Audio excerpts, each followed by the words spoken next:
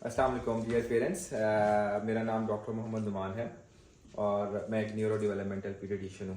आज जिस टॉपिक पर हम बात करेंगे वो है कि ऑटिज़म और ऑटिज़म के बारे में कि क्या हम ऑटिज़म को ट्रीट कर सकते हैं नहीं, यानी कि इस ऑटिज़म ट्रीटेबल और अगर हम इसको ट्रीट कर सकते हैं तो इस पर कितना टाइम दरकार होता है और कौन से इंपॉर्टेंट फैक्टर्स हैं जो कि हमारी बेहतरी के लिए एक अच्छे इंडिकेटर्स हैं और कौन से फैक्टर्स ऐसे हैं जो कि बेहतरी के लिए पुअर प्रोग्नोस्टिक फैक्टर्स हैं।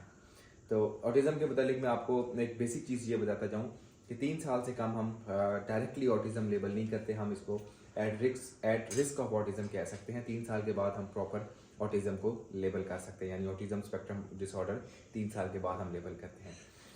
ऑटिज़म के बारे में ट्रीटमेंट से रिलेटेड सबसे ज़रूरी चीज़ ये है कि ऑटिज़म का डायग्नोसिस जितना जल्दी बनता है उतनी जल्दी थेरेपी स्टार्ट होती है और उतनी बेहतरी के चांसेस ज़्यादा हैं। तो सबसे इम्पॉर्टेंट फैक्टर ये है कि early diagnosis is very important. Early diagnose होगा, अर्ली थेरेपी के साथ ब्रेन में ज़्यादा पोटेंशियल होता है चीज़ें समझने का, सीखने का, तो उसके साथ बच्चा बेहतर होता है। दूसरा फैक्टर है सिवियरिटी ऑफ सिम्टम्स, यानी कि ऑटिज़म से रिलेटेड जो बच्चे में सिम्टम्स हैं वो कितने सिवियर हैं। जितने ज़्यादा सिम्टम्स की सिवियरिटी बढ़ती जाती है उतना ज़्यादा थोड़ा मुश्किल हो जाता है ऑटिज़म को ट्रीट करना, लेकिन इसका मतलब ये नहीं है कि ये ट्रीट नहीं हो सकता, ये बिल्कुल ट्रीट हो सकता है। तीसरा और इम्पॉर्टेंट फैक्टर ये है कि बच्चे को थेरेपीज किस तरह की दी जा रही हैं। जो मेरी प्रैक्टिस है उसके मुताबिक बच्चे की जब हम असेसमेंट करते हैं तो बच्चे के हम फेलियर्स एक्सट्रैक्ट करते हैं और उन फेलियर्स पे काम करके बच्चे को बेहतर करते हैं, प्लस उसको एक ऐसी एनवायरनमेंट प्रोवाइड करते हैं कि बच्चा एक्टिविटीज़ अपने शौक से करे और उसके इंटरेस्ट की एक्टिविटीज़ हम बच्चे के साथ करवाते हैं ताकि उसकी लर्निंग जो है वो एनहांस हो सके। इसलिए कहीं पर भी आप थेरेपी ले रहे हैं तो मेक श्योर करवाएं कि बच्चा शौक से और इंटरेस्ट के साथ वो काम कर रहा हो और थेरेपिस्ट के साथ उसका एक अच्छा रिलेशनशिप हो। और अगर एक बच्चा थेरेपी सेंटर पे जाके बहुत ज़्यादा रोता रहता है, शुरू में रोना नॉर्मल है, लेकिन आपके वहाँ पे 2 हफ्ते गुजर गए, 3 हफ्ते गुजर गए और मुसलसल वहाँ पे रो रहा है, तो वो बच्चे के लिए एक अच्छा इम्पैक्ट नहीं है।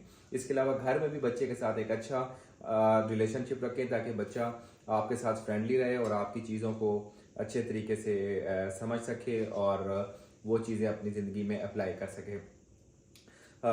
इसके अलावा कुछ फैक्टर्स हैं जो कि ऑटिज़म की ट्रीटमेंट में प्रूवन नहीं है कि वो हेल्पफुल में, जिसमें कुछ मेडिकेशन है, कुछ डिफरेंट प्रोटोकॉल्स फॉलो होते हैं, कुछ डाइट के बारे में बातें की गई हैं, कुछ शुगर के बारे में बातें की गई हैं। इस बारे में कोई प्रूवन स्टडीज़ नहीं है जो कि ऑटिज़म की ट्रीटमेंट को इम्पैक्ट करते हैं। अब आ जाते हैं फैक्टर्स वो जो कि ऑटिज़म के लिए हम कंसिडर करते हैं कि ये एक अच्छे प्रोग्नोस्टिक फैक्टर्स हैं। उसमें सबसे इंपॉर्टेंट चीज़ है वो है स्पीच। अगर बच्चे की स्पीच जल्दी अटेन हो जाती है तो बच्चा ज़्यादा चांसेस हैं कि वो उसकी ऑटिज़म बहुत अच्छे तरीके से मैनेज की जा सकती है और उसकी लाइफ में फंक्शनल इंडिपेंडेंस यानी अपनी वो ज़िंदगी खुद अच्छे तरीके से गुजार सकता है। दूसरा इंपॉर्टेंट जो है प्रोग्नोस्टिक फैक्टर वो है उसकी कॉग्निशन, यानी बच्चे की अकल समझ, उसकी जहनी सलाहियत। अगर बच्चे की कॉग्निशन बेहतर होगी तो फिर भी वो चीज़ें अच्छे तरीके से सीख सकता है और अपनी ज़िंदगी अच्छे तरीके से गुजार सकता है। अब हम आ जाते हैं नेगेटिव प्रोग्नोस्टिक फैक्टर। उसमें सबसे इंपॉर्टेंट है डिले प्रेजेंटेशन, यानी कि बच्चा उसका ऑटिज़म का डायग्नोसिस बड़ा लेट बन रहा है। ऐसी कंडीशन में बच्चे की जो लर्निंग है वो बहुत स्लो डाउन हो जाती है। जहाँ पर एक बच्चे को 5 दफ़ा एक चीज़ बता के समझाते हैं, वहाँ पर बच्चे को 20 दफ़ा एक चीज़ बता के समझाते हैं और सिखाते हैं। तो इसलिए पेरेंट्स को यही हम गाइड करते हैं कि जब आपके बच्चे में ऑटिज़म के रेड फ्लैग्स आएँ तो फ़ौरन डॉक्टर से रिजू करें और उसका डायग्नोसिस बनाएं और अर्ली थेरेपी करवाएं। उसके अलावा नेगेटिव प्रोग्नोस्टिक फैक्टर्स में है फीमेल सेक्स। ऑटिज़म जो है वो मेल में ट्रीट करना थोड़ा कंपैरेटिवली इजी है। इसकी रीज़न जो है वो साइंस को नहीं पता, लेकिन ये स्टडी प्रूवन है।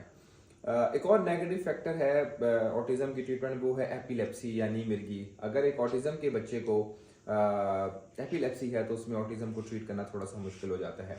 थर्ड फैक्टर है एग्रेशन। एग्रेशन एक ऑटिज़म के बच्चे में एक डिफिकल्ट सिम्टम है जिसको मतलब कंट्रोल करना थोड़ा डिफिकल्ट होता है। अब आता जाए रिकवरी पे। अर्ली डायग्नोसिस बन गया, प्रॉपर थेरेपी बच्चे को दे दी तो कितने परसेंट चांस है कि बच्चा ठीक हो जाए। अगेन वो डिपेंड करता है कि उसका असेसमेंट पे स्कोर कितना आया है, लेकिन 10 to 20% जो बच्चे हैं वो ऑटिज़म के डायग्नोसिस से निकल जाते हैं, यानी उनको हम मजीद फिर ऑटिस्टिक बच्चे या उनमें ऑटिज़म स्पेक्ट्रम डिसऑर्डर लेबल नहीं करते। बाकी 80% बच्चे हैं उनमें कुछ स्पीच और कम्युनिकेशन के प्रॉब्लम रह जाते हैं, लेकिन इसमें बड़ी वाइड रेंज है। इसमें कुछ प्रॉब्लम के साथ बच्चा अपनी इंडिपेंडेंट जिंदगी गुजार सकता है और एक बड़ी ही कम परसेंटेज ऐसी है जो कि सीवियर ऑटिज्म के बच्चे होते हैं, जिनमें डिस्पाइट थेरेपी जो है वो लाइफ लॉन्ग कुछ कॉम्प्लिकेशंस रह जाती हैं, स्पीच से रिलेटेड, कम्युनिकेशन से रिलेटेड, सोशलाइजेशन से रिलेटेड। तो वो उनको बहुत ज़्यादा सपोर्ट रिक्वायर होती है अपनी ज़िंदगी गुजारने के लिए। तो ये डिफरेंट जो मैंने आपको फैक्टर्स बताए हैं, ये ज़रूरी नहीं है कि हर बच्चे में प्रेजेंट हो, इसमें से कोई फैक्टर भी प्रेजेंट हो सकता है। लेकिन इंपॉर्टेंट चीज़ ये है कि जब भी ऑटिज़म का डायग्नोसिस बनता है तो फ़ौरन से प्रॉपर थेरेपी स्टार्ट करवाएं और अपनी जो है एनर्जी और अपनी होप्स जो है वो हाई रखें, क्योंकि मेहनत की जाती है, मेहनत करने से आउटकम बहुत अच्छे आते हैं। और हमने बच्चे देखे हैं जो कि मॉडरेट लेवल पे भी ऑटिज्म के साथ आए हैं हमारे पास, और बहुत ज़्यादा उनको इम्प्रूवमेंट हुई है। इवन सीवियर ऑटिज्म को विद थेरेपी एंड प्लस कुछ मेडिकेशन अगर उन बच्चों में ज़रूरत है, उनको स्टार्ट करके उनके जो रेजिस्टेंट सिम्टम्स हैं उनको हमने कंट्रोल किया है। तो आप बच्चे को जब भी रेड फ्लैग्स आपके सामने आए, फ़ौरन से डायग्नोसिस बनाएं और उसकी ट्रीटमेंट स्टार्ट करवाएं। Thank you.